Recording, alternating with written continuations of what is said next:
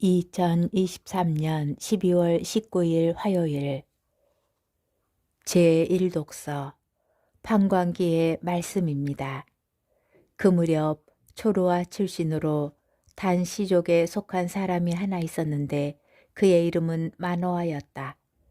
그의 아내는 임신할 수 없는 몸이어서 자식을 낳지 못하였다.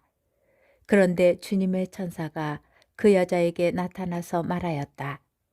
보라, 너는 임신할 수 없는 몸이어서 자식을 낳지 못하였지만 이제 잉태하여 아들을 낳을 것이다. 그러니 앞으로 조심하여 포도주도 독주도 마시지 말고 부정한 것은 아무것도 먹지 마라. 내가 임신하여 아들을 낳을 것이기 때문이다. 그리고 아기의 머리에 면도칼을 대어서는 안 된다. 그 아이는 모태에서부터 이미 하느님께 바쳐진 나지르인이 될 것이다. 그가 이스라엘을 필리스티아인들의 손에서 구원해 내기 시작할 것이다. 그러자 그 여자가 남편에게 가서 말하였다. 하느님의 사람이 나에게 오셨는데 그 모습이 하느님 천사의 모습 같아서 너무나 두려웠습니다. 그래서 나는 그분이 어디에서 오셨는지 묻지도 못하였고 그분도 당신 이름을 알려주지 않으셨습니다. 그런데 그분이 나에게 보라, 너는 잉태하여 아들을 낳을 것이다. 그러니 앞으로 포도주도 독주도 마시지 말고 부정한 것은 아무것도 먹지 마라. 그 아이는 모태에서부터 죽는 날까지 하느님께 바쳐진 나지르인이 될 것이다 하고 말씀하셨습니다. 그 여자는 아들을 낳고 이름을 삼손이라 하였다. 아이는 자라나고 주님께서는 그에게 복을 내려주셨다. 그가 초루아와 에스타올 사이에 자리 잡은 단의 진영에 있을 때 주님의 영이 그를 움직이기 시작하였다. 주님의 말씀입니다. 복음, 루카복음 1장 5절에서 25절의 말씀입니다. 유다 임금 헤로데 시대에 아비아조에 속한 사제로서 즈카리아라는 사람이 있었다. 그의 아내는 아론의 자손으로서 이름은 엘리사벳이었다. 이 둘은 하느님 앞에서 의로운 이들로 주님의 모든 계명과 규정에 따라 흠없이 살아가는 사람들이었다. 그런데 그들에게는 아이가 없었다. 엘리사벳이 아이를 못 낳는 여자였기 때문이다. 게다가 둘 다 나이가 많았다. 즈카르야가 자기 조 차례가 되어 하느님 앞에서 사제 직무를 수행할 때의 일이다. 사제직의 관례에 따라 제비를 뽑았는데 그가 주님의 성소에 들어가 분향하기로 결정되었다. 그가 분향하는 동안에 밖에서는 온 백성의 무리가 기도하고 있었다. 그때 주님의 천사가 즈카리아에게 나타나 분향 제단 오른쪽에 섰다. 즈카리아는 그 모습을 보고 놀라 두려움에 사로잡혔다.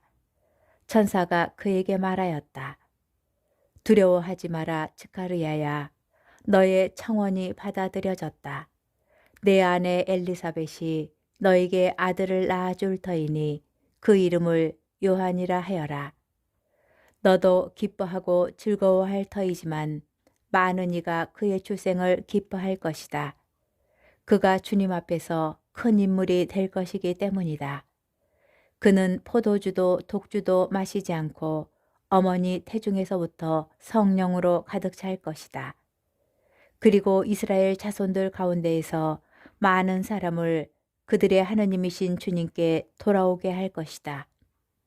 그는 또 엘리야의 영과 힘을 지니고 그분보다 먼저 와서 부모의 마음을 자녀에게 돌리고 순종하지 않는 자들은 의인들의 생각을 받아들이게 하여 백성이 주님을 맞이할 준비를 갖추게 할 것이다. 즈카리아가 천사에게 제가 그것을 어떻게 알 수 있겠습니까? 저는 늙은이고 제 아내도 나이가 많습니다. 하고 말하자 천사가 그에게 대답하였다. 나는 하느님을 모시는 가브리엘인데 너에게 이야기하여 이 기쁜 소식을 전하라고 파견되었다. 보라, 때가 되면 이루어질 내 말을 믿지 않았으니 이 일이 일어나는 날까지 너는 벙어리가 되어 말을 못하게 될 것이다. 한편 즈카리아를 기다리던 백성은 그가 성소 안에서 너무 지체함으로 이상하게 여겼다.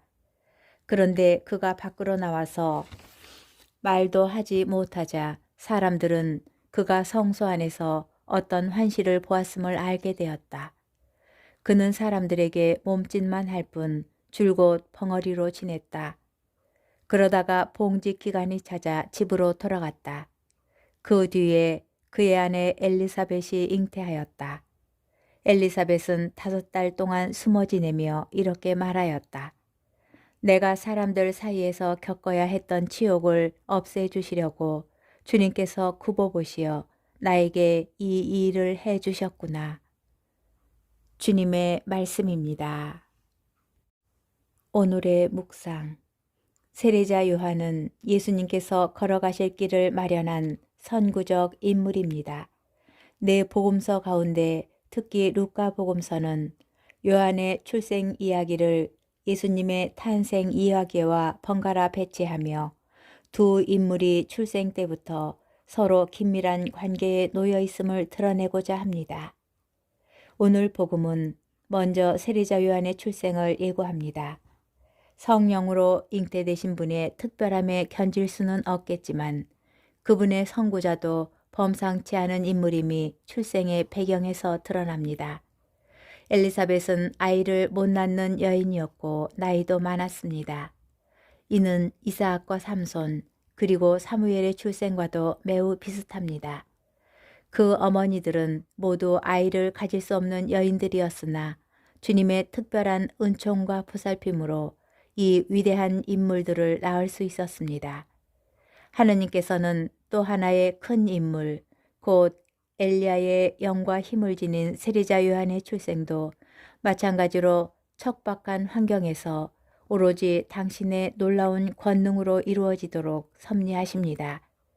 그러나 인간은 그러한 권능에 의심을 품는 나약한 존재입니다. 즈카리아는 사제였고 의로운 사람이었지만 엘리사벳이 자기에게 아들을 낳아주리라는 천사의 소식을 의심합니다. 아내도 자신도 나이가 너무 많았기 때문입니다. 제가 그것을 어떻게 알 수 있겠습니까? 즈카리아는 결국 천사에게 표징을 요구한 셈인데 그 표징은 아기가 태어날 때까지 그가 벙어리가 되는 것이었습니다. 왜 하필 이런 표징이 주어졌을까요? 이해할 수 없는 신비 앞에 그가 침묵으로 시간을 보내야 하였기 때문은 아닐까요? 엘리사벳도 임신한 뒤 무려 5달 동안이나 숨어 지냈다고 오늘 복음은 전합니다. 이들 부부가 침묵하며 지낸 기간은 앞으로 일어날 사건들에 담긴 하느님의 뜻을 찾으며 묵상하는 귀한 시간이 되었을 것입니다. 우리도 침묵 가운데 주님께서 마련하신 놀라운 구원의 신비에 머무르며 기도하는 시간을 자주 가져보면 좋겠습니다.